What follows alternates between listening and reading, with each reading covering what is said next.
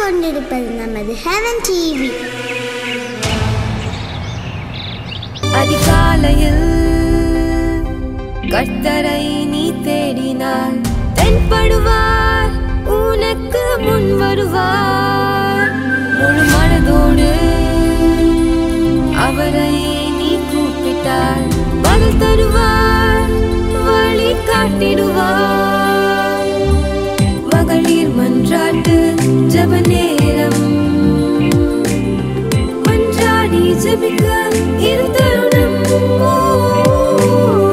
மகளிர் மன்றாட்டு ஜெப நேரம், மன்றாடி ஜெபிக்க இரு தருணம்.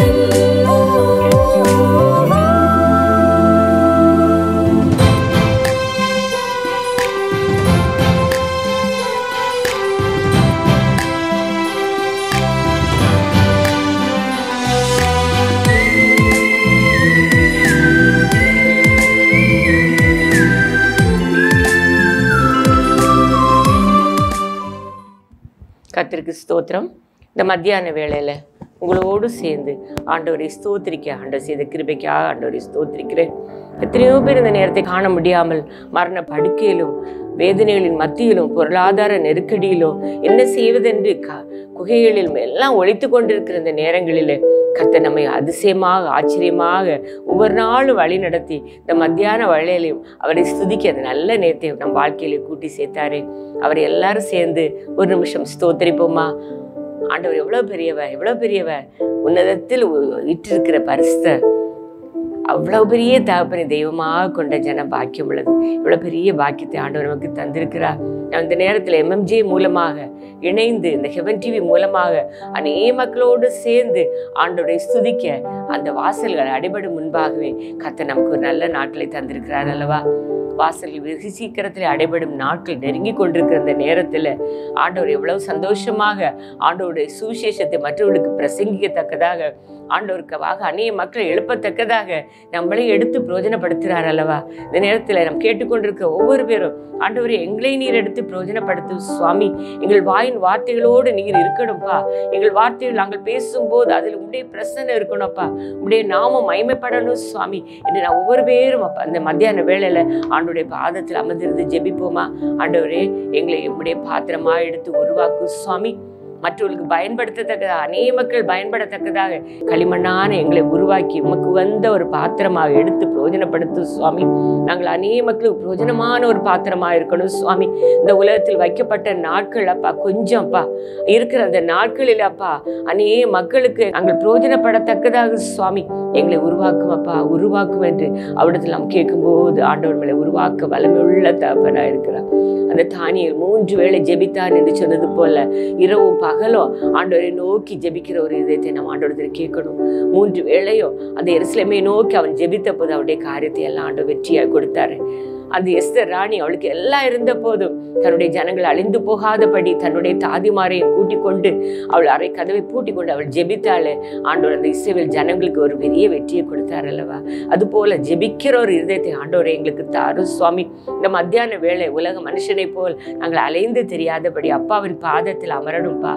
அப்பாவின் பாதத்தில் அமரும் போது என் பிள்ளை என்னை தேடி வந்தாளே, எல்லா வேலையும் விட்டு விட்டு என் பாதத்தில் அமர்ந்திருக்கிறாளே என்று அந்த மரியாதை போல ஆண்டவர் விரும்புகிற ஒரு பாத்திரமாக ஆண்டவர் நம்மளை எடுத்து பிரயோஜனப்படுத்துவார். அவருடைய பாதப்படியில் அமர்ந்திருக்கிற பிள்ளைகளை ஆண்டவர் நேசிக்கிற தகப்பனா இருக்கிறார். இந்த நேரத்தில் அவருடைய பாதத்தில் நம்ம எல்லாம் சேர்ந்து அமர்ந்து ஆண்டவரே உம்முடைய வார்த்தைகளை சிறிது நேரம் நாங்கள் சிந்திக்கிறோம் ராஜா. நீர் எங்களோடு பேசும் என்று உடைய பிரசனத்துக்குள்ள எங்களை மறைத்து கொள்ளப்பா. உடைய பிரசனை எங்களை சூழ்ந்து கொள்ளட்டப்பா. நாங்கள் எங்கு சென்றாலும் உடைய பிரசனை எங்களை சூழ்ந்து கொள்ளட்டும் அப்பா. நாங்கள் உடைய பிரசனத்துக்குள்ள அமர்ந்து போகிறோம் ராஜா. நீர் எங்களோடு கூட வாரம் என்று ஜெபிப்போமா? இந்த நேரத்தில் ஜெபித்து ஆண்டவரே சில வார்த்தைகள் எங்களுக்கு பிரயோஜனமாக அப்பா எங்களை பேச அடிகளுக்கு இந்த சான்ஸை கொடுத்து ஆண்டவரை ஸ்தோத்திரிக்கிறேன் சுவாமி. அப்பா ஒன்றுக்கு உதவாத என்னை எடுத்து நீர் பிரயோஜனப்படுத்துகிறீர் சுவாமி. அது அநேக மக்களுக்கு பிரயோஜனமாக இருக்கத்தக்கதாக எடுத்து பிரயோஜனப்படுத்து சுவாமி.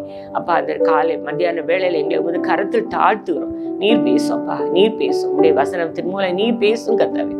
அப்பா அவன் கருத்தில் எங்களை ஒப்படைக்கிறோம். இந்த ஊழியத்தை மென்மேலும் நீர் ஆசீர்வதித்து அநேக மக்களுக்கு பிரயோஜனமாக நீ மாற்ற போறதுக்காக ஸ்தோத்திரம் ஸ்தோத்திரம் ஸ்தோத்திரம் ராஜா. அப்பனின் கருத்தில் எங்களை ஒப்படைக்கிறோம். இந்த நேரத்தில் நாம் ஆண்டவர் இந்த வசனத்தின் மூலமாக, பைபிள் மூலமாக, சத்திய வசனத்தின் மூலமாக அநேக வார்த்தைகள் நம்மோடு பேசி கொண்டிருக்கிறார். மரணமும் ஜீவனுமான வார்த்தைகள். மரணமும் ஜீவனும் நாவின் அதிகாரத்தில் இருக்கிறோம். அதில் பிரியப்படுகிறவர்கள் அதன் கனியை புசிப்பார்கள். நீதிமொழிகள் 18:21. நம்ம ஆண்டவர் சொல்றாரு, உனக்கு வாழ்க்கையில உனக்கு சாபம் நாளாலும் உன் வெற்றினாலும் உனக்கு தோல்வினாலும் எதுவும் அது உன்னுடைய நாவின் அதிகாரத்தில் இருக்கிறது ஆண்டவர் சொல்றாரு. என்னுடைய அம்மா என்னுடைய கடைசி காலங்களில் சொல்லுவாங்க, ஒரு நாளும் சங்கடம் வந்தால் கஷ்டம் வந்தாலும் நீ தப்பான வார்த்தைகள் பேசக்கூடாது என்று சொல்லுவாங்க. அதுபோல் நம்ம தப்பான வார்த்தைகள், ஆண்டவருக்கு பிரியமில்லாத வார்த்தைகளை நான் ஒரு நாளும் சொல்லக்கூடாது. என்னுடைய ஒரு ஃப்ரெண்டு கூட எப்போவும் சொல்லுவாங்க, தப்பான வார்த்தைகள் வாயில் வரக்கூடாது. ஆனால் நம்ம சொல்லி கொடுக்கும்போது அதை நாம் நமக்காக எடுத்துக்கொள்ளணும். ஆண்டவர் விரும்பாத ஒரு காரியம் நம்முடைய வாயின் வார்த்தைகள். ஒரு வாயின் வார்த்தைகள் எப்போதும் ஆண்டவரை மகிமைப்படுத்துவதாக இருக்கணும். நம்முடைய வாயின் வார்த்தைகளில் ரொம்ப கவனமாக இருக்கணும். நான் 3 வகையான வாழ்வு உண்டுன்னு ஒரு வாசிக்கிறேன். அதில் எண்ணங்களின் நம்ம என்ன நினைக்கிறோமோ அது மூலமாக நம்ம வாழ்க்கை அமையுதான். நம்முடைய வார்த்தைகளின் மூலம் நமக்கு வாழ்க்கை. நம்ம வார்த்தை நான் நல்லா இருப்பேன்னு நான் நினச்சோன்னா நான் நல்லா இருப்போம். நம்ம செயலின் மூலம் நமக்கு வாழ்க்கை. நமக்கு சொல்லுவோம், நான் எப்போவுமே என்னுடைய ஸ்டூடெண்ட்ஸுக்கு சொல்லிக் கொடுக்குற ஒரு வார்த்தை, எப்போவுமே பாசிட்டிவாகவே இமேஜின் பண்ணணும்.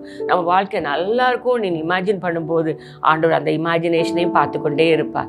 உன் வாழ்க்கையில் எப்போவுமே பாசிட்டிவாக திங்க் பண்ணிகிட்டே இருக்கணும். நீ ஆண்டவர் அதை செய்வார் என்ற நம்பிக்கையோடு இருக்கும்போது ஆண்டவர் அந்த திங்கிங்கை கூட, நம்முடைய எண்ணங்களை கூட, உன் எண்ணங்கள்னால வாழ்வுன்னு சொல்றது போல் அந்த திங்கிங்கை கூட அவர் பார்த்து கொண்டே இருப்பார். உன்னுடைய பாசிட்டிவாக உனக்கு மோட்டிவேஷன் இருக்கணும்.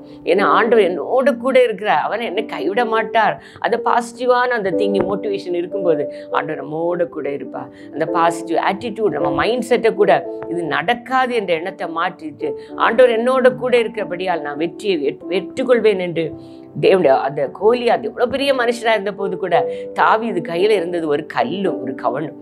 ஆனால் அவன் என்ன சொல்ற, நான் தேவனுடைய நாமத்தினால வர்றேன்னு சொல்ற அந்த பாசிட்டிவ் ஆட்டிடியூட், மைண்ட் செட்டை நம்ம டெவலப் பண்ணும்போது ஆண்டவர் நம்மோட கூட இருந்து வழி நடத்துவார். அந்த பாசிட்டிவ் கோலை நம்ம ரீச் பண்ண முடியும்.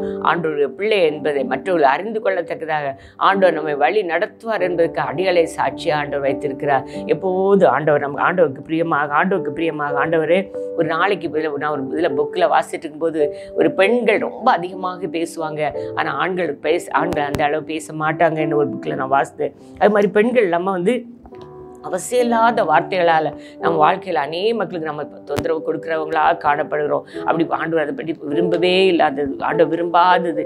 இவனுக்கு ஒரு அமங்கலமான வார்த்தைகளை கூட நம்ம சொல்லக்கூடாது. ஒரு பொருள் நம்ம இடத்துல வந்து கேட்கும்போது கூட அதை இல்லை என்று சொல்லக்கூடாது என்று நான் ஒரு இதில் வாஸ்துக்கு போட்டிருக்கும்போது இல்லை என்று இப்போ எனக்கு இருக்காது, இப்போ நாளைக்கு வேணா அது பார்த்து தரேன் அப்படின்னு சொல்லலாமே தவிர இல்லை என்று சொல்லக்கூடாது. ஆண்டவர் விரும்புகிற இவ்வளோ அழகாக ஆண்டவர் நம்மளை எப்படி புடமிடுறாருன்னா, ஒவ்வொரு வார்த்தைகளிலும் ஒவ்வொரு செயல்களிலும் இதயத்தின் எண்ணங்கள் எல்லாமே அவருக்கு பிரியமாக இருக்கணும்.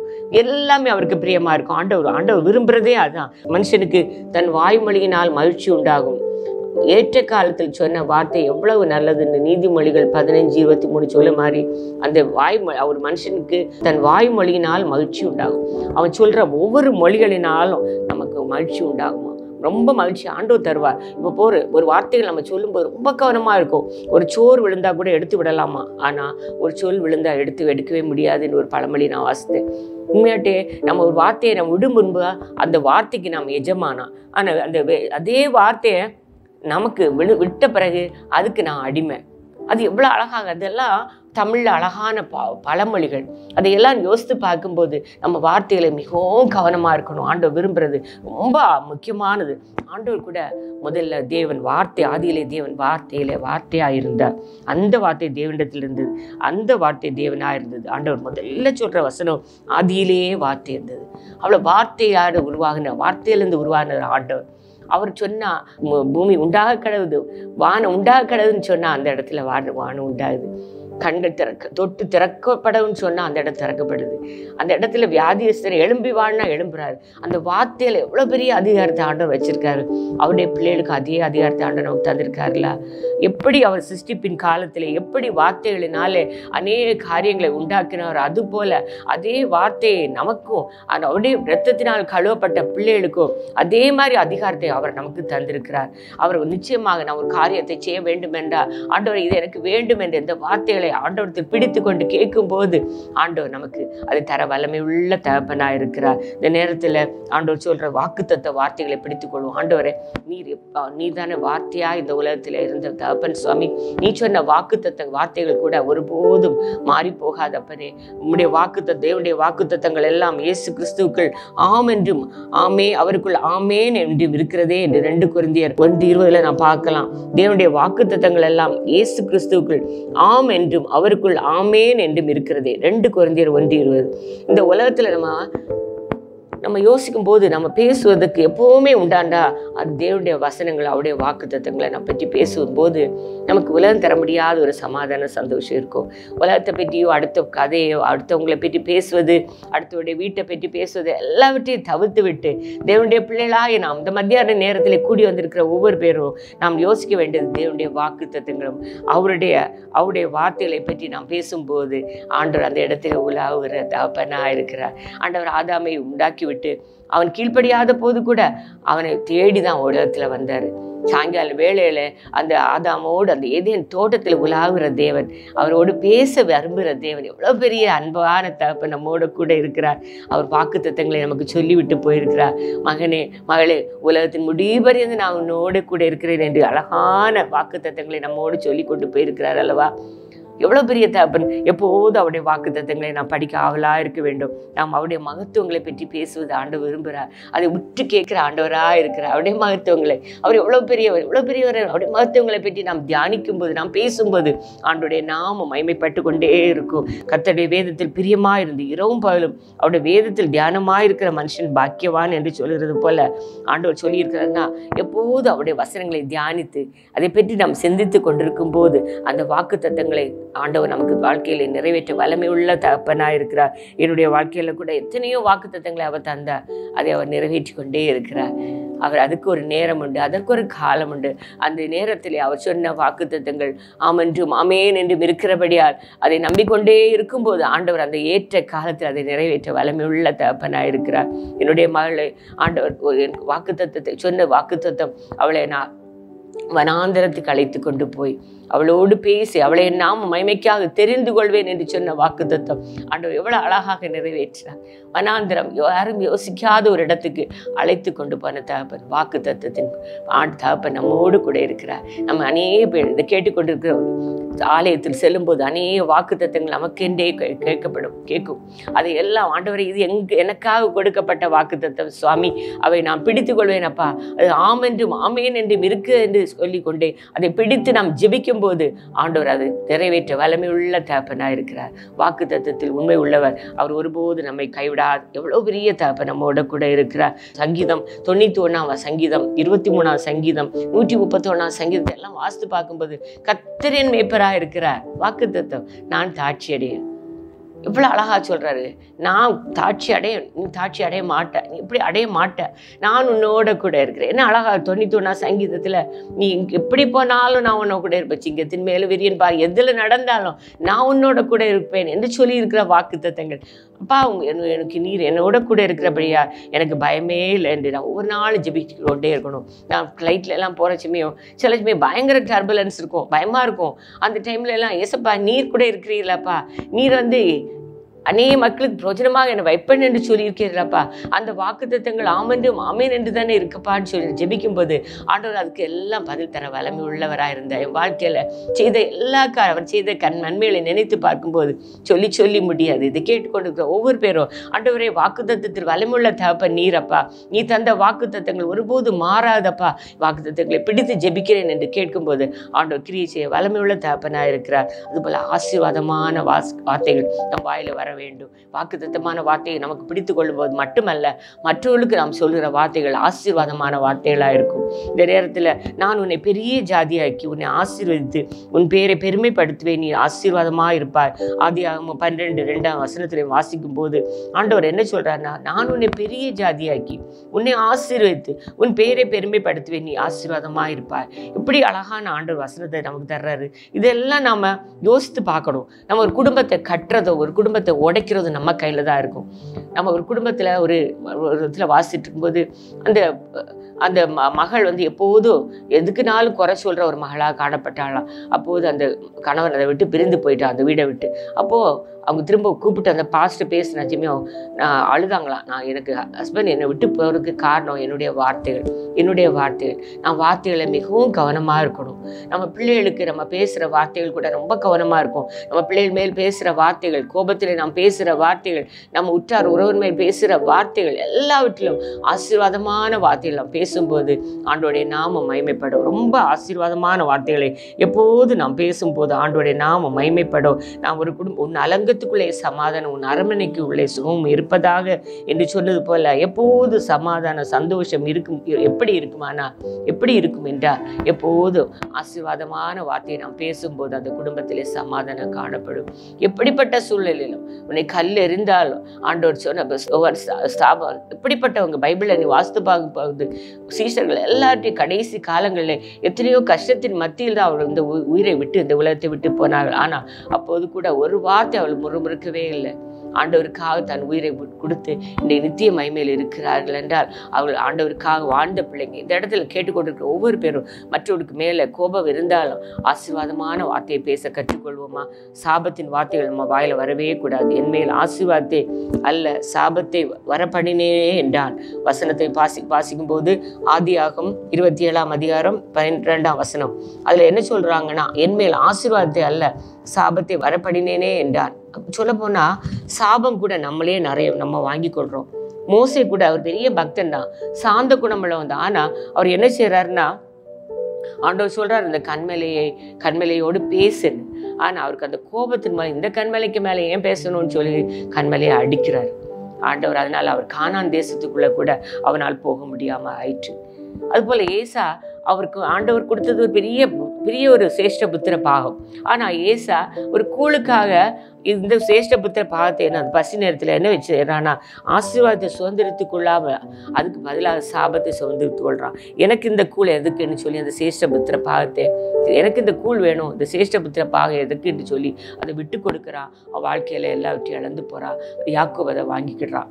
அதுபோல் நம்ம வார்த்தைகள் நம்ம ரொம்ப கவனமாக இருக்கணும். வாயின் வார்த்தைகளும் என் கண்மலையும் என் மீட்பெருமாய கர்த்தாவே, என் வாயின் வார்த்தைகளும் என் இருதயத்தின் தியானமும் உமது சமூகத்தில் பிரீதியாக இருப்பதாக.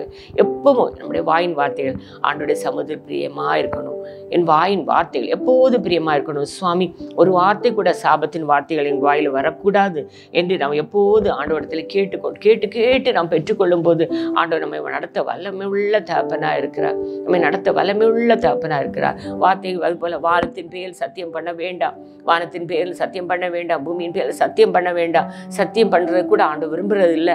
அதெல்லாம் தப்பான காரியங்கள். நாம் உண்மையாக நாமளே நடந்தால் போதுமே தவிர வேண்டாத வார்த்தைகளால் சத்தியம் பண்ணுவது எல்லாம் ஆண்டவர் வெறுக்கிற தகப்பனாக இருக்கிறார். அடுத்தபடியாக வலிமையான வார்த்தைகள் ஆண்டவர் சொல்கிறார், நான் உன்னுடைய ரத்தத்தினால மீட்கப்பட்ட பிள்ளைங்க. நாம் வலிமையான வார்த்தைகளை கூட அந்த அவருடைய நாமத்தினால எழுந்து நட என்று பேதுருக்கு கூட அந்த வலிமையை கொடுத்த தகப்பன் நமக்கு தராமல் இருப்பாரா?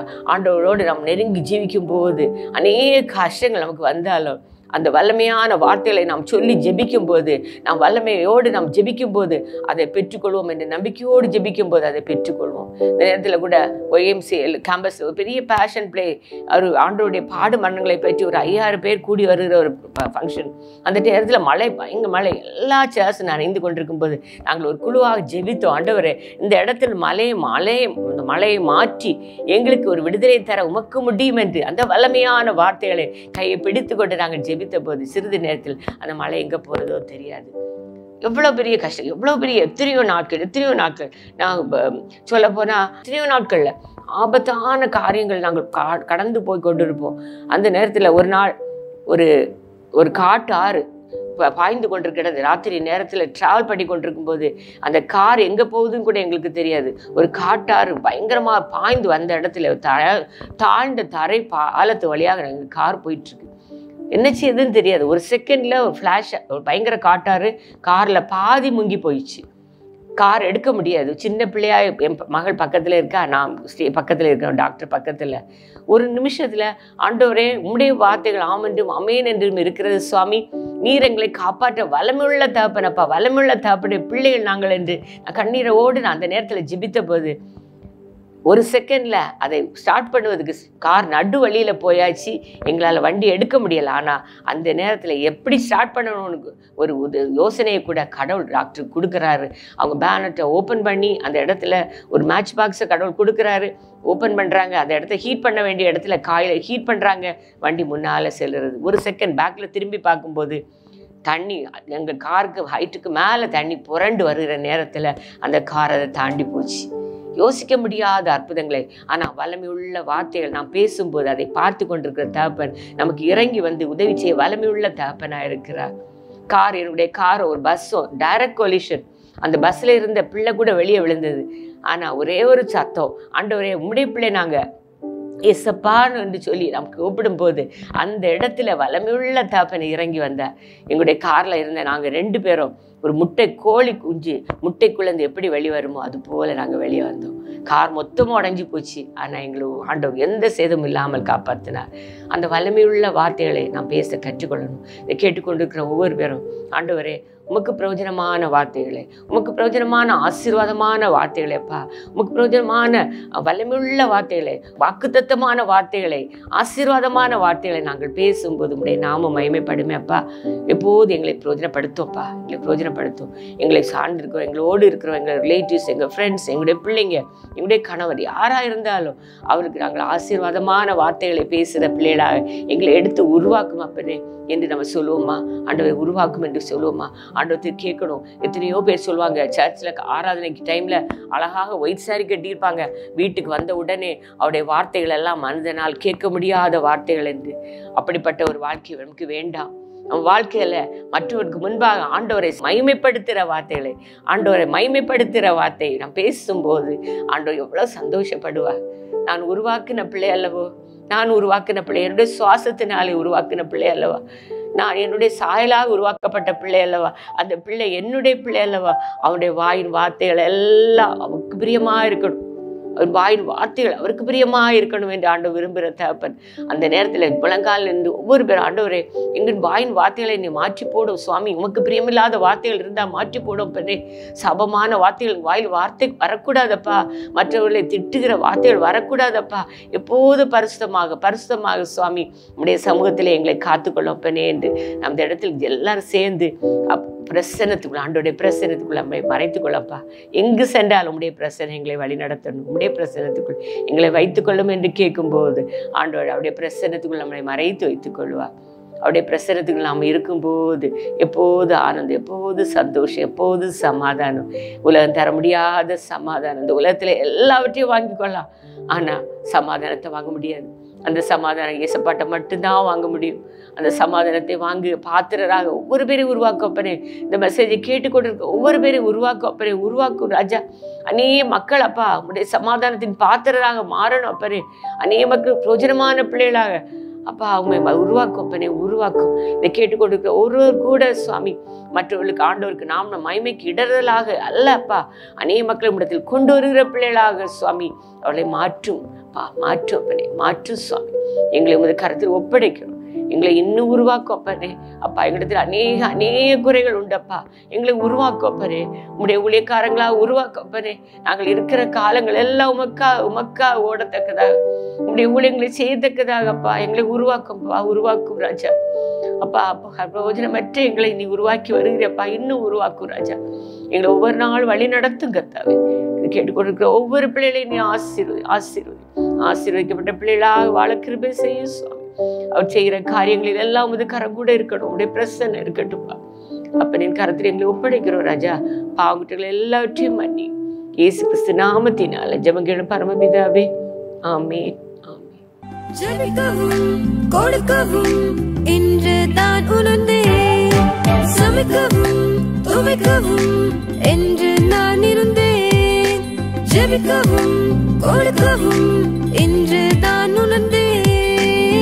முழங்காலில் நின்றேன், துவக்கம் புதிதானது, தாவினால் துதித்தேன், நன்னாளாய் பிறந்தது. முழங்காலில் நின்றேன், துவக்கம் புதிதானது. நாவினால் துதித்தேன், நன்னாளாய் பிறந்தது. மகளிர் மன்றாட்டு ஜெப நேரம், மன்றாடி ஜெபிக்க இது